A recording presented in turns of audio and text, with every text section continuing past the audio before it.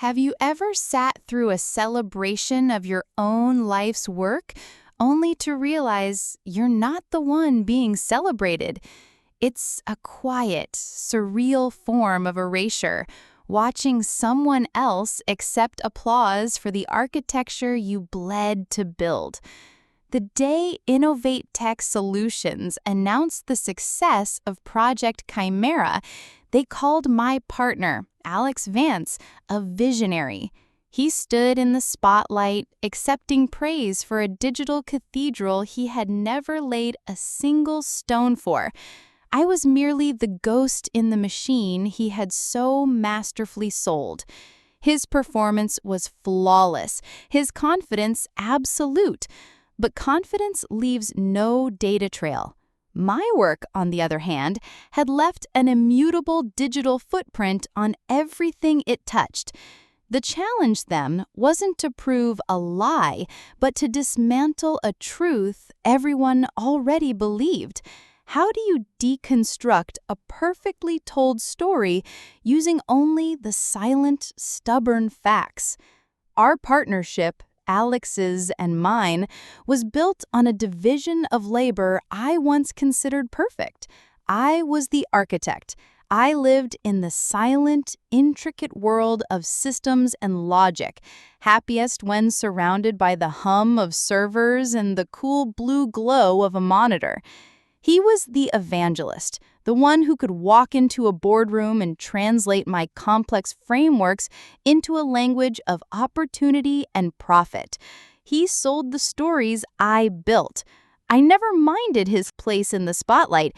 In fact, I preferred the shadows, where the real work was done. There had been moments, of course, small instances where he would present a collaborative breakthrough as a flash of his own solitary genius. I'd always dismissed it as Alex being Alex, the harmless puffery of a born salesman. I saw it as a small tax on his immense talent for connection, a talent I knew I lacked. That night, the final lines of code for Project Chimera had clicked into place. 2 years of my life were now compressed into a clean, elegant, and functional whole. The feeling was not of elation, but of a deep, quiet satisfaction. A project of this magnitude for a client like Innovate Tech Solutions was the kind of thing that defined a career. I leaned back in my chair, the vast office dark and empty around me, and allowed myself a rare moment of pride. The email arrived just before midnight. The subject line was simple: Project Chimera, a landmark achievement. It was from their corporate communications department. I felt a surge of warmth, the official validation I'd been working toward. I clicked it open, a smile already forming, my finger hovering over the forward button to send it to Alex with a simple note: "We did it." But the text on the screen didn't align with the narrative in my head. It was an internal press release, slated to go wide the next morning. It was lyrical in its praise for the project's groundbreaking potential and its elegant, powerful architecture. And then it named the architect. The document celebrated the singular vision and tireless leadership of Alex Vance. My name wasn't just omitted. Its absence felt like a deliberate, surgical excision. The words blurred. The quiet satisfaction curdled into a cold, hollow dread. The hum of the server rack, usually a comforting white noise, became a roaring vacuum, pulling all the air from the room. I was a ghost, haunting the machine I had built. For a day, I did nothing. I let the shock crystallize into a cold, dense weight in my chest. Alex called, his voice buoyant with a success he believed was his. I let it go to voicemail. He texted, "You're a ghost! We need to celebrate!" The irony was a bitter acid. I replied with a single, non-committal line about being heads down on a minor bug fix. Silence was my only shield while I processed the sheer scale of the theft. He hadn't just stolen credit, he had stolen my history, my 2 years of intellectual and emotional labor. The grief was real, a sharp, physical ache. But grief is an unproductive state. By the second night, another feeling began to eclipse it: clarity. He had sold a story, a compelling and charismatic narrative, but my world, the one where I had built Project Chimera, wasn't built on stories. It was built on data, on logic, on immutable records. The skills he had exploited were the very tools I now realized could be my salvation. I wasn't an evangelist, but I was a meticulous architect. So I began to build again. Not a system of code, but an architecture of truth. The work was methodical, almost meditative. It channeled the chaotic energy of my anger into a focused, clinical pursuit of fact. My first stop was our shared code repository. There it was, a sprawling 2-year history of my own work. Thousands of commits, each one a digital signature with a precise timestamp, a log of my intellectual DNA imprinted directly onto the project's very bones. I exported the entire log, a chronological testament to my sole authorship. Then came the emails. I systematically searched our archived correspondence, pulling every message related to Chimera. I found the email from 23 months prior, where I first pitched the core concept to him. I found the dozens of progress reports, complete with detailed architectural diagrams and code snippets that I had sent him for review. His replies were a damning chorus of bland encouragement. Looks fantastic. Incredible work. Keep pushing. Not once did he offer a single technical suggestion or line of code. Each email was a brick, and I was laying them one by one, building a fortress of evidence around my work. The hollow ache in my chest was slowly being filled by the cold, satisfying weight of proof. I never confronted Alex directly. A confrontation would have devolved into a messy, emotional affair of he said, she said, his word against mine. His world was one of charismatic persuasion, and in that arena, he would always have the advantage. My arena, however, was one of structured data. The dossier I compiled was my argument. It was 30 pages of cold, hard, verifiable fact, bound in a simple navy blue cover. It contained no accusations, no emotional language, no mention of betrayal. It was simply a chronological presentation of the project's genesis and development, supported by undeniable evidence. I emailed Dr. Anya Sharma, the head of R&D at Innovate Tech Solutions, requesting a meeting to discuss critical intellectual property provenance related to Project Chimera, attaching only a single redacted document, the first email I sent to Alex outlining the project's core concept. I knew her reputation. She was a scientist at heart, a person who respected data above all else. She agreed to the meeting. The boardroom was sterile and silent. Dr. Sharma sat across from me, 2 of her senior VPs flanking her. They were courteous, but guarded. Alex was there too, at their request.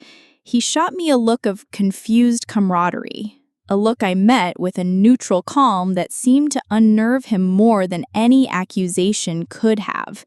He likely assumed this was a technical review he could charm his way through. Dr. Sharma began, her tone clinical. "We received your request. You mentioned a matter of provenance. Please elaborate." I didn't speak.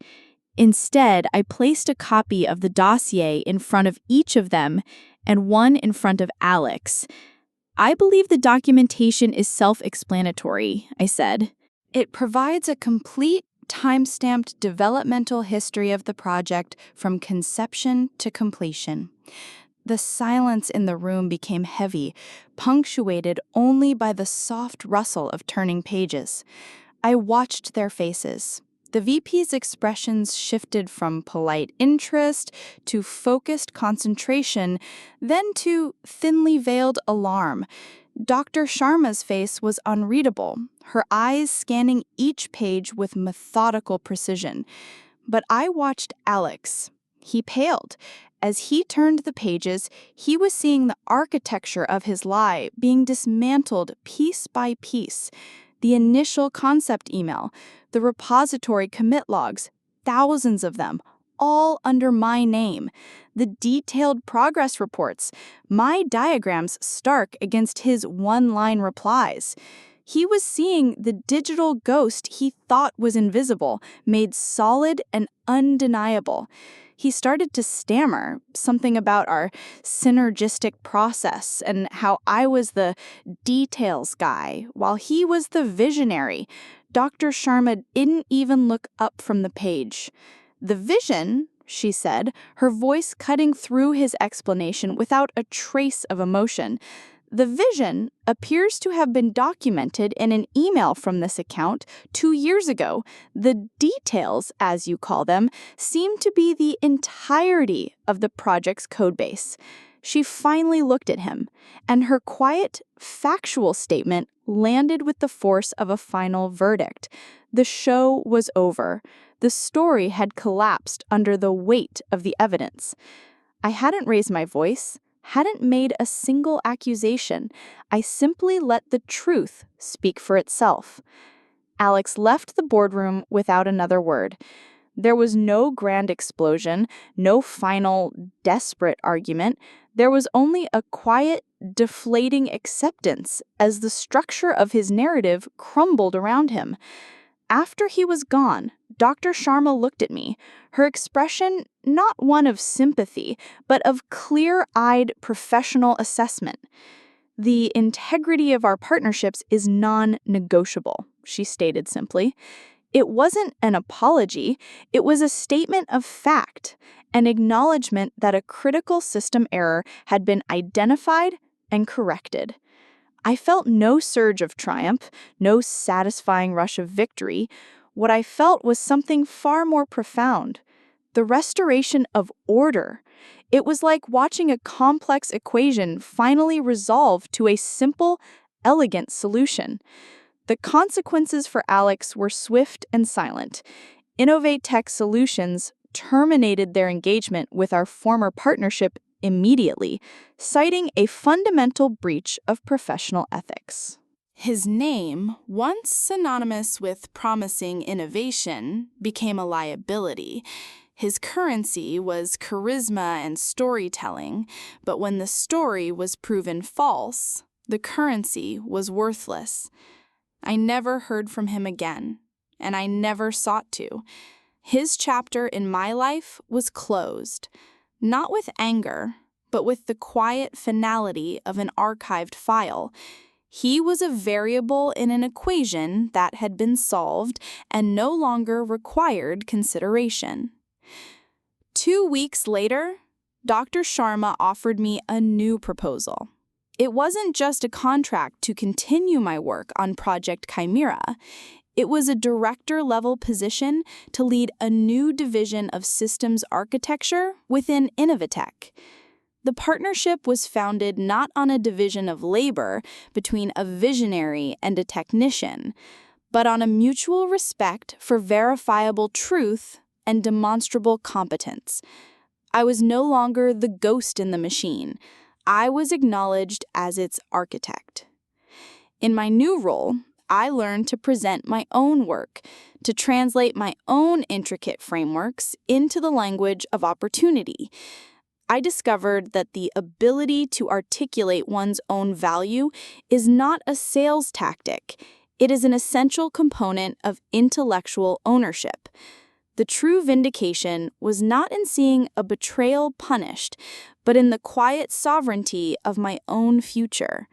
The experience had forced me to evolve.